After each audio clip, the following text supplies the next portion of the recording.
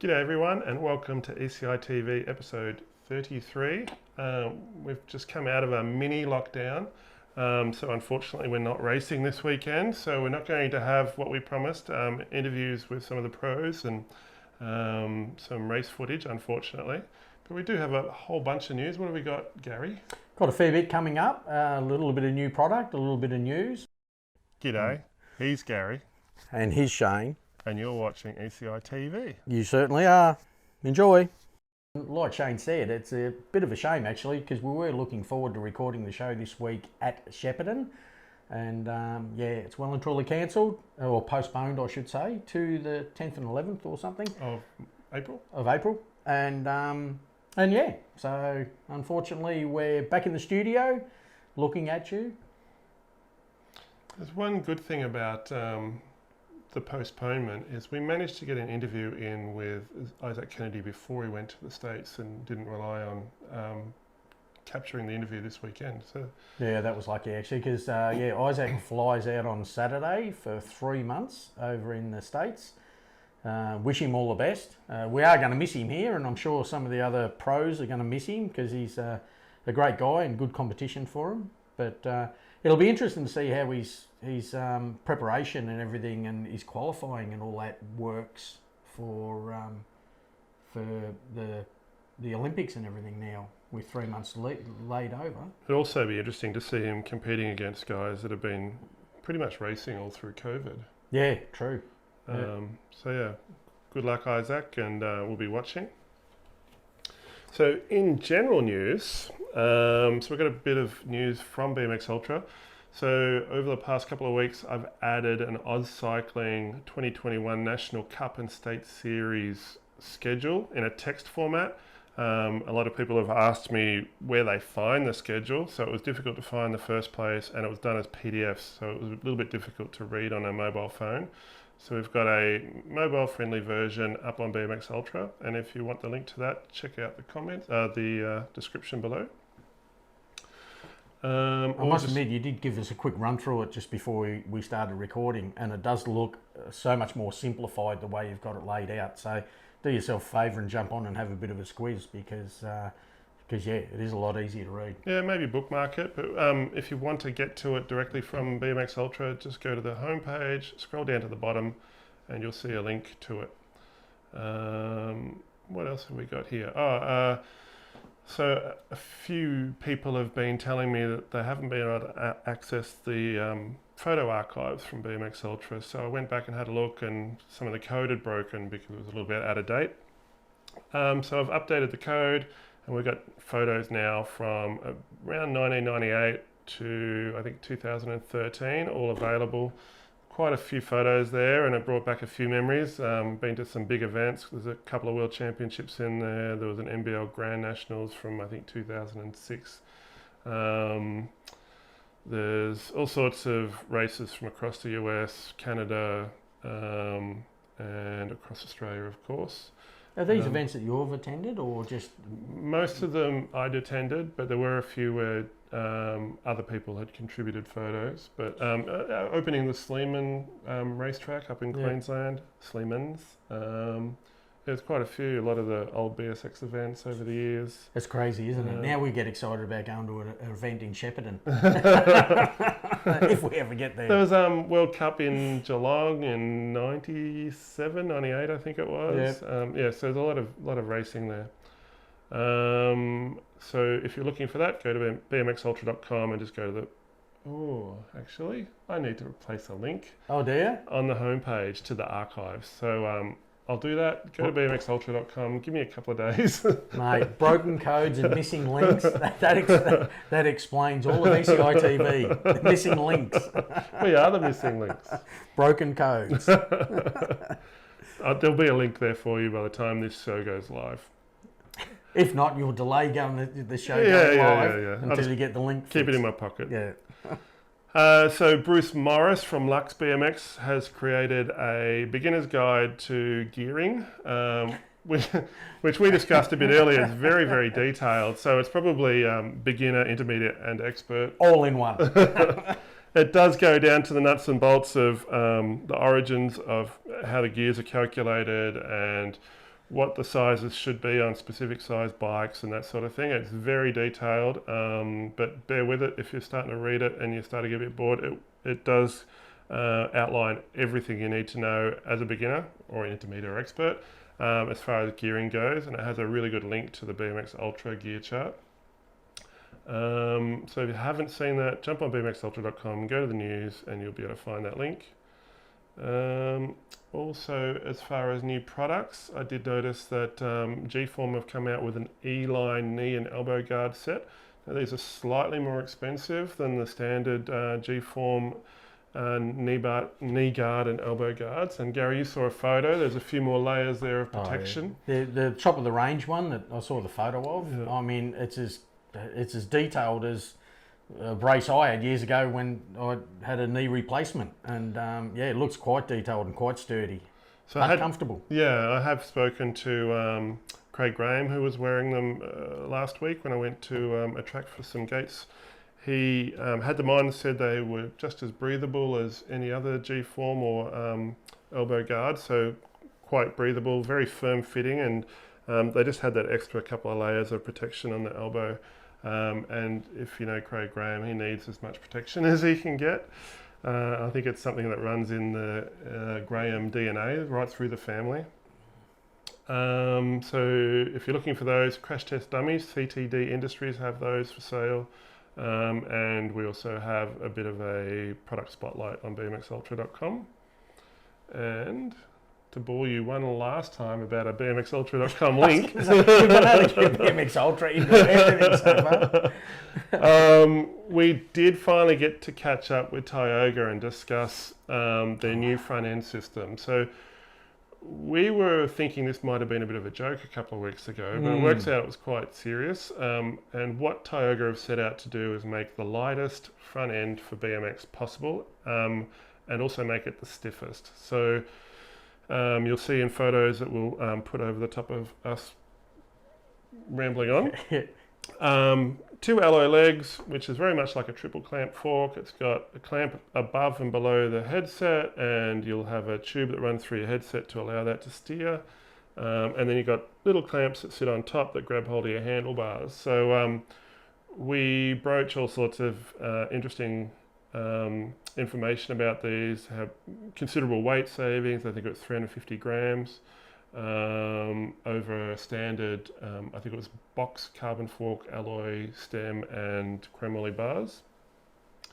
So you got the weight savings there.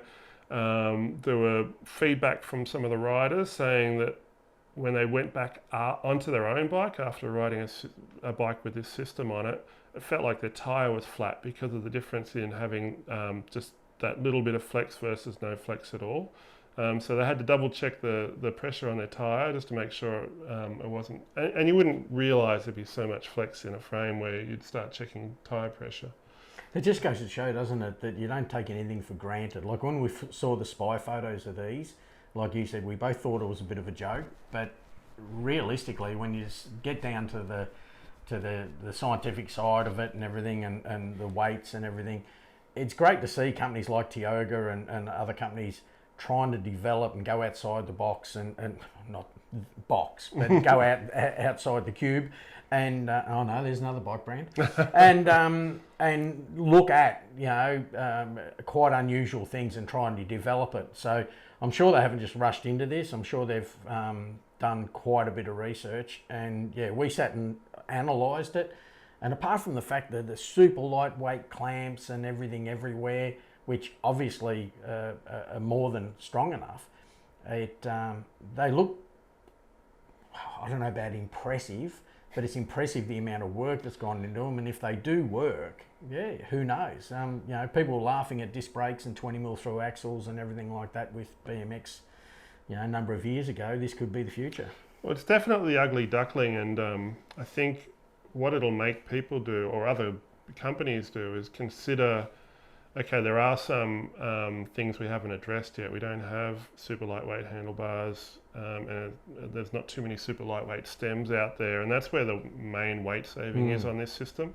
So I think what that means is we're going to start seeing a lot more carbon handlebars, and like the Speedline stem we showed a few months back, the carbon stem will reduce that weight as well. So I think rather than all of a sudden we're going to see these extended triple clamp forks on bikes, it might change the way people look at weight savings on a bike. You know, we've already got carbon rims. There's some companies out there that are working on carbon hubs, got forks and frames. So it's you know, just the next level, really, isn't it, to bring that weight down?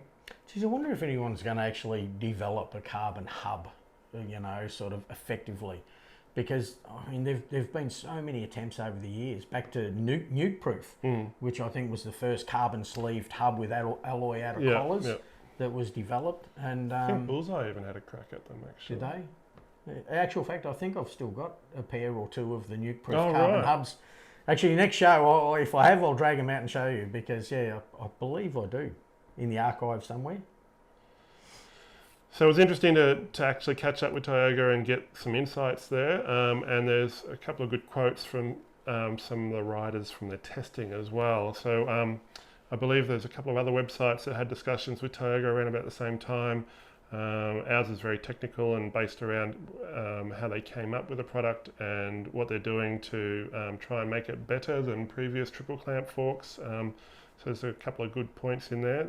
It is only the prototype system, so it does look a little bit rough at the moment, and there's no set timing for release just yet. They're still refining it, so it'll be interesting to see what the final product is, and then, yeah, how many people actually jump on board and run with it. It'd be hard to see how you could possibly make those lighter. Like, looking at the detail of it, the fact that they're just two aluminium tubes with a 20mm hole in the bottom and everything else is super lightweight that connects them to your bike, it's amazing. It would be very difficult to try and lighten those up at all. Yeah, you'd be talking grams when you start getting to that point. I don't think they're going to go drilling holes through them, but they might change it to a carbon leg or... Do they have titanium bolts? I don't think they're titanium bolts, so they could go titanium there as well. There's quite a few bolts on there. Yeah, certainly is. So what was there, about 4 or 6? 37, I think I can. 37, yeah, something like that. There's quite a few clamps. That was on one leg, and then on the other leg. So that's enough from bmxultra.com, but make sure you check out the website. Over to you, Gary. You got some product to talk about. Yeah, on non-bmxultra.com. We can put it up there. yeah, you probably will. I'm sure you will. The only new product we've got coming in here at ECI BMX is Excess Components have released some new wheel sets. Now, Excess has been doing complete wheels and we've been distributing them for some time. Fortunately, our stocks are quite low at the moment, so it's good timing for us. But yeah, they've launched the XLC range of Excess rims.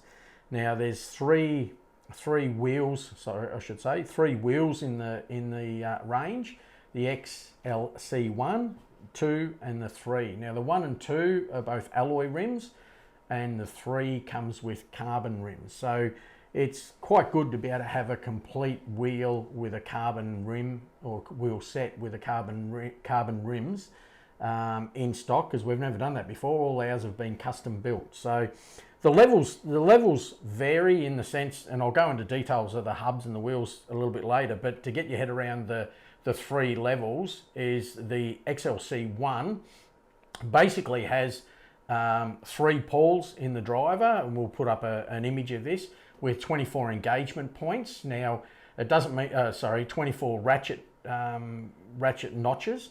It doesn't mean that it's 24 engagement, because the Pawls are offset, so it does increase the engagement. The XLC 2 has still 3 Pawls, but each of those have 5 little nodules on each of the Pawls, and that engages into 120 ratchet ring.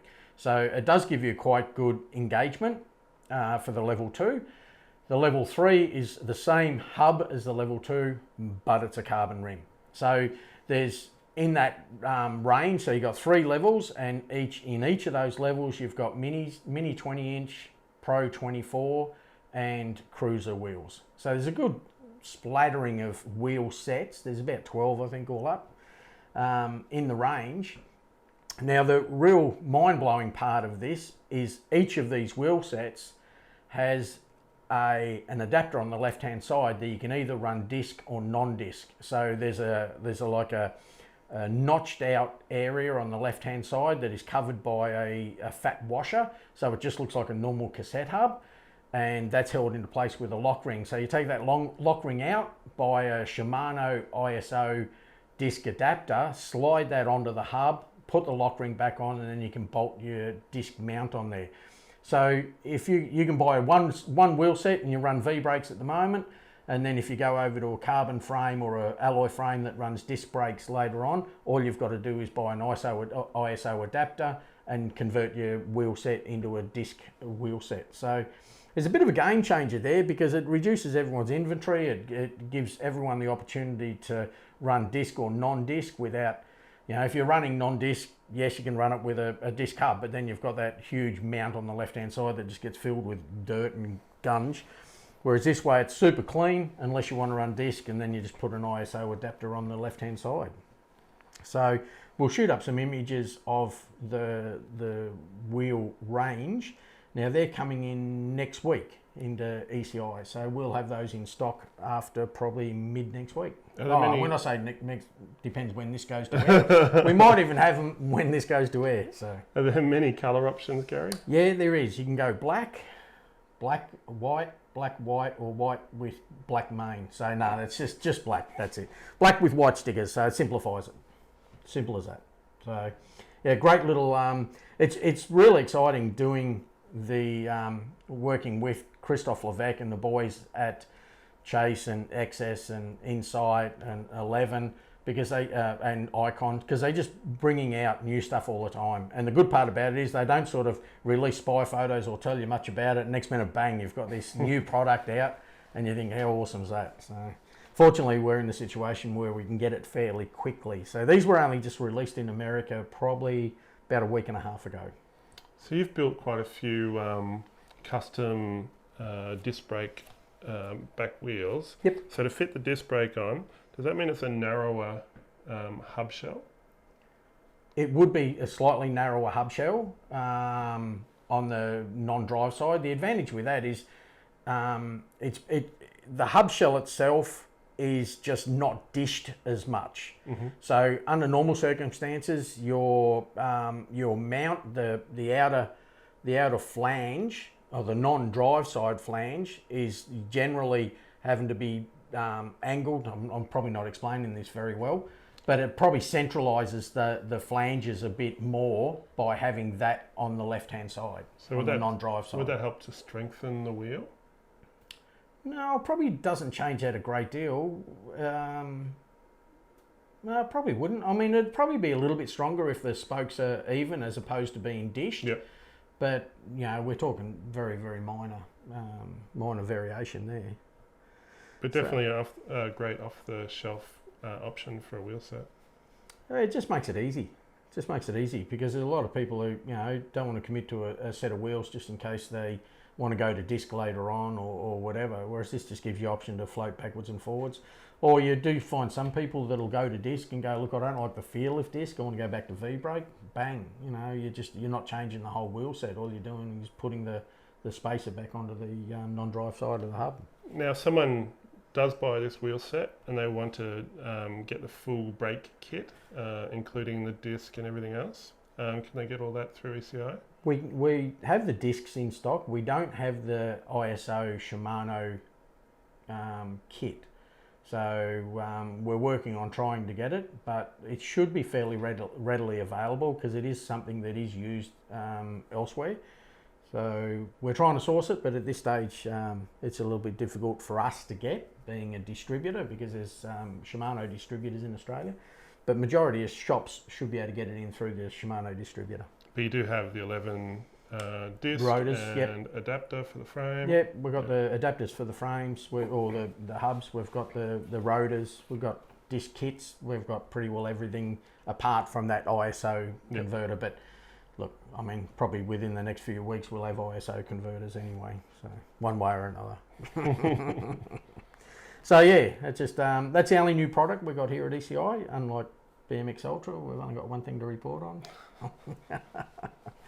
But please, if you've got any new products like this, it's not restricted to BMX Ultra or ECI BMX or CTD Industries gives us a lot of information. So please, if there's anyone out there that wants to highlight some new products or something like that, similar to Tioga or whatever, we're more than happy to review it here on ECITV. So that's it for general discussion. We've got some event news. So as we mentioned earlier, Shepparton round 1 and 2 of Victorian AusCycling State Series was postponed. So that should have been this weekend, and it'll be the 10th and 11th of April now. I believe they were going to release full details about the event today, which I haven't seen yet.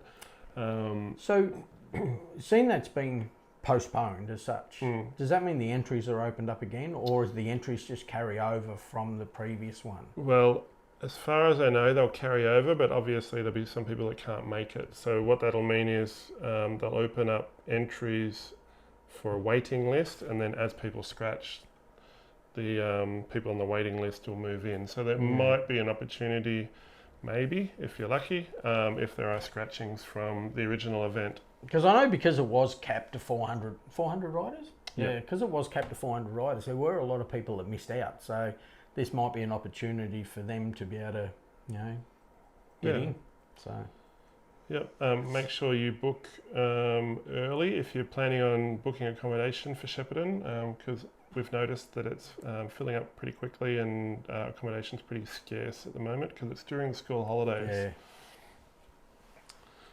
And fingers crossed it doesn't get rescheduled again. Who knows in Victoria? But while we were in lockdown on the weekend, I did notice that the guys up in New South Wales had the first round of their state series at the Maitland track. So one notable person there was Luke Medill. He's riding in Masters class and Fantastic. gave him a bit of a flogging. It looked like there were some competitive guys in that class. I was paying attention. There were some blokes pretty close to him, but he was still doing some pretty fast times. So he probably would have. Great class, isn't it? The Masters. It can be, yeah. It's so competitive. Yeah. So Jack Davis won the super class men. Talia Marsh won the super class women, and as we said, Luke won Masters men, and Sandy Cameron, who seems to have been around forever when it comes to BMX, she took the Masters women win. So we got full results. If you have a look in the description, you can click on the link for scores, SQORZ, and check out the full results from there. You might have a little bit more information on scores coming up very soon, might you? Yeah. So I do plan on having a bit of a chat over Skype with Martin from Scores, just to, find out how things are going, if there's any new features that they're going to be adding, and all that sort of stuff. So always fun to talk to people about BMX and to get down to the nuts and bolts of products, or in this case, an event management system. It's especially when it's something that affects everyone. Yeah. Like everyone uses Scores now, so pretty well. So it'd be good to get the insight or the dirt as such on the whole Scores setup. Yeah. And we do have a few other interviews we're lining up. Unfortunately, we're kind of limited at the moment, but as soon as we can, we'll bring you some more interviews. Maybe we'll get the Crash Test Dummies guys in to talk about all the products that they're doing and all the distribution they're doing. And if there's anything you want us to talk about, or anyone you want us to talk to, just shoot us an email at ECITV at bmxultra.com or go to the website at ecitv.com.au. Click on the links as long as it's not missing or the code hasn't broken. There's no guarantees it's not going to be broken. So that's it, short and sweet. How long have we been running for, Gary? I don't run. You don't run? Not anymore. No, I had enough of that when I was young. 24 minutes. 24 minutes and 46, 41, 42, 43, 44. Is it counting down? No, you can count on me. I reckon that's a long enough show. What do you reckon? It'll have to be because we've got nothing else to talk about. So not until we get back to racing and out of COVID and everything like that. And yeah, so that's about it from us. We'll see you again in 2 weeks' time. No worries. Hopefully from a track out there somewhere. Cheers. Hopefully. Cheers.